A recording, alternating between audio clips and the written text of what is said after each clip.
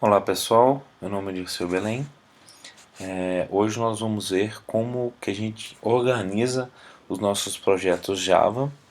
Aqui os fundamentos que eu vou utilizar provavelmente para um projeto web ou para um serviço que você for utilizar, um processo que você for colocar para ser executado de tempo em tempo ou um serviço específico para alguma atividade específica para o seu site ou para o seu projeto. No caso aqui eu estou utilizando NetBeans 7.3. Você pode fazer o download na internet, no site da Sun, por exemplo.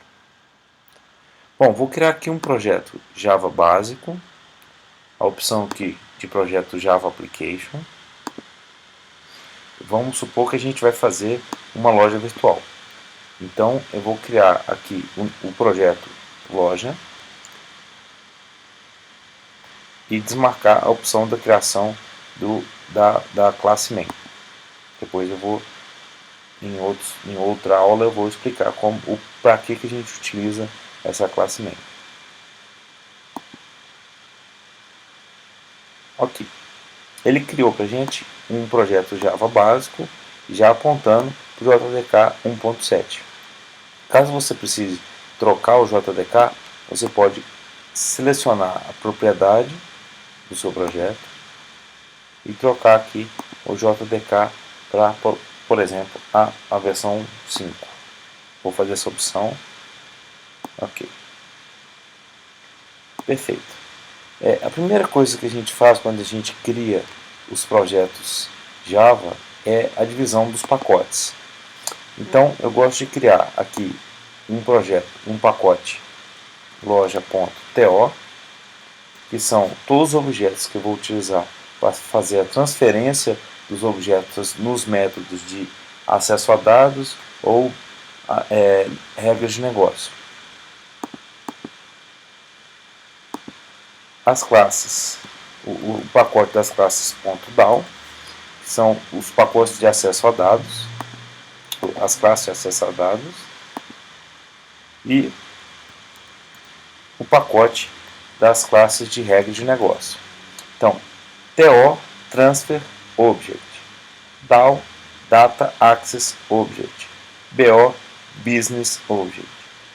TO são os objetos que a gente utiliza para fazer a transferência das informações das suas classes de objeto. Por exemplo, usuário, eu vou ter uma classe TO usuário, onde vou ter o nome do usuário, o ID do usuário, a senha do usuário. As classes DAO são as classes que eu vou utilizar, por exemplo, para o usuário, para inserir o usuário, para excluir o usuário, para listar todos os usuários de uma tela específica. E BO são classes de regra de negócio. Vou validar se aquele usuário, se a senha do usuário está correta, se o usuário preencheu o e-mail com arroba, por exemplo, se a propriedade user está com arroba ou se não está. Sim, são todas as regras de negócio pertinentes ao usuário que tiver sentido na criação de um site.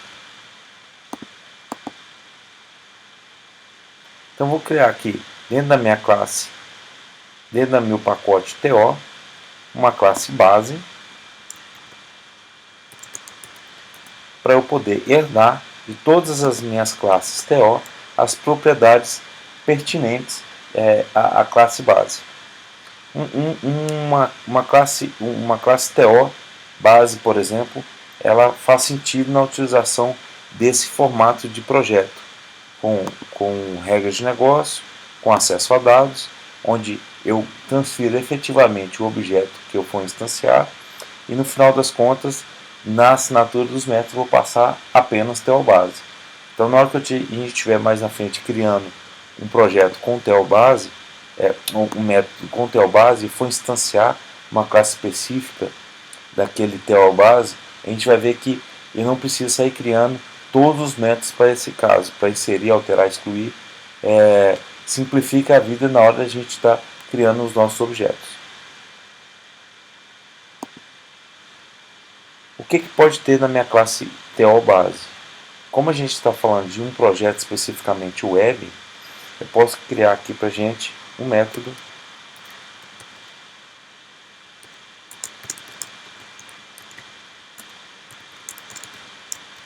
getJSON. Por que esse método? Imagine que todas as classes TO que eu for utilizar no meu projeto, eu posso necessitar transformar aquele objeto em JSON. Para eu poder utilizar essa classe JSON-Object, eu vou precisar importar a biblioteca jar JSON.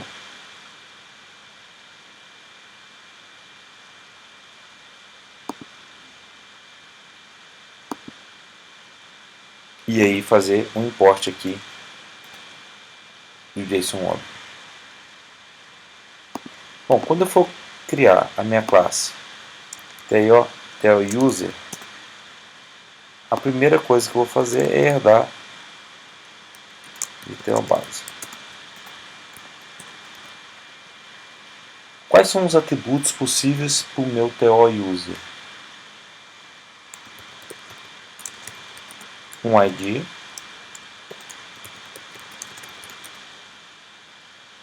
um username,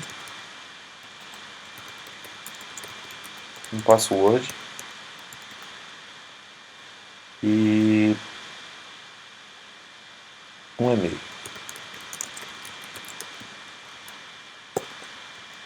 A gente cria os getSets.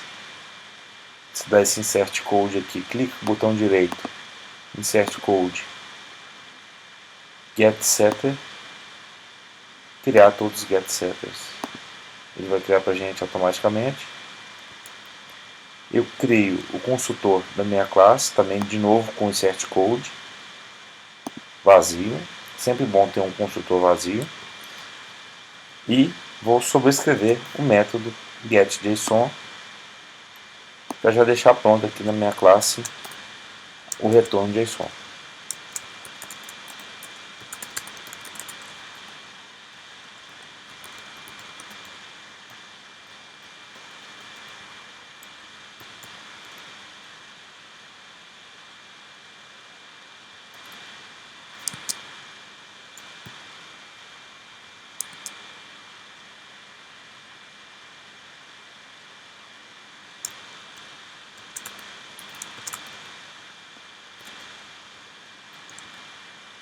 O método put do JSON, ele precisa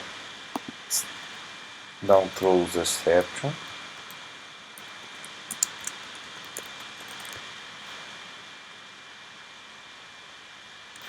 E aí eu tenho que colocar esse throws exception lá na minha classe TO_base, que eu tinha esquecido.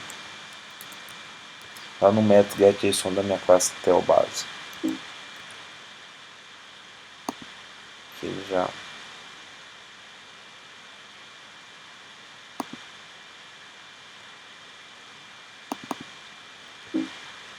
quando eu compilar, ele vai sumir esse erro.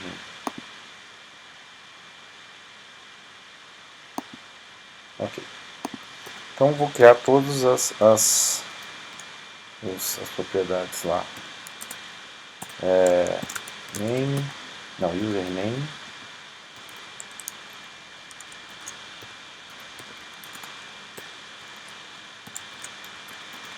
E e-mail. Claro que não faz sentido eu escrever a senha no JSON, né? Não faz sentido. Imagina que eu vou fazer um método REST no futuro e eu quero retornar a lista dos usuários da minha empresa, do meu site. Eu não vou retornar a senha, porque facilmente alguém poderia fazer um serviço para interceptar esse tráfego de informação e eu vou obter a senha do usuário. Então tá aqui, eu criei minha classe TO_user, que é da TO_base, e vou criar também um consultor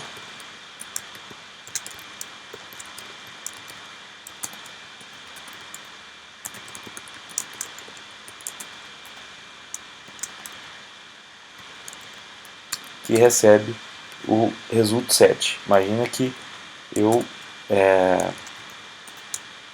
vou fazer uma coleção uma consulta no banco de dados e quero pegar as informações no banco de dados, sem precisar fazer esse if aqui, essa transformação aqui lá no meu DAO.